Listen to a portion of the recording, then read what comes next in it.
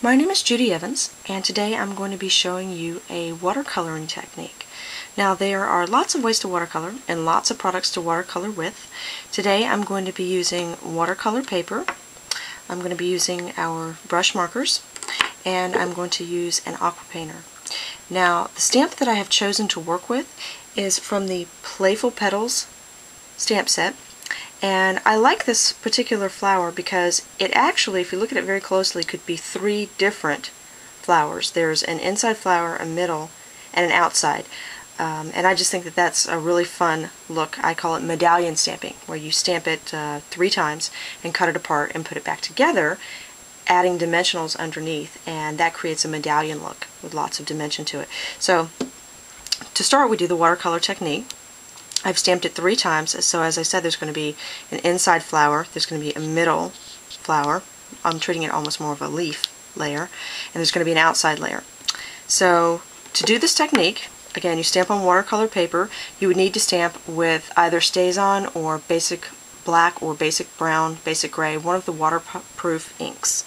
I've gone around and edged the inside of each leaf with a little bit of yellow. And that's just been sitting there, and it's fine. With watercolor paper, you can color it and then go back in and watercolor over it later, so it's okay to let it sit there for a little bit. On the edge of that yellow, I'm just going to add a little bit of green on each one. And again, I can kind of go ahead and do all this now. I don't have to work one leaf at a time. Okay. Now that that's done, I'm going to grab my aqua painter, and I was just getting a tissue because part of the technique is going to involve blotting the aqua painter off onto a napkin or a tissue as we go along. So what you do is you start with the lighter color and work your way out to the darker color. So you take your aqua painter and blend and go ahead and wipe it off. Really do this each time. You're just making small strokes and then blotting off each time, because if you were to color back and forth, what that would start to do is to really muddy the colors, which defeats the purpose of, you want to have a lighter shade in the center and a darker shade on the outside. Okay. And you can see if there wasn't enough water, see there was a harsh line there and I don't want that line, so I just kind of keep adding a little bit more water to it until I obliterate that line.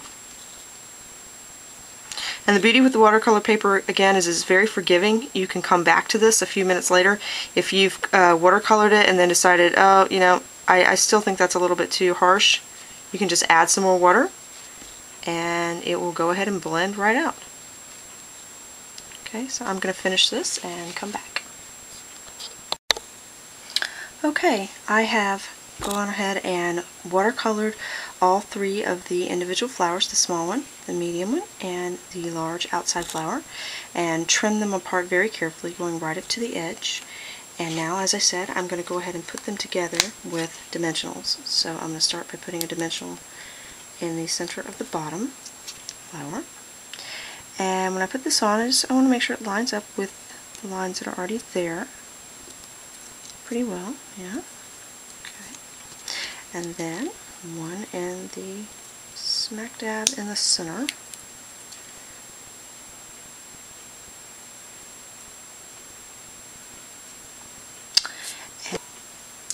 And now I have a nice medallion flower with lots of depth and dimension.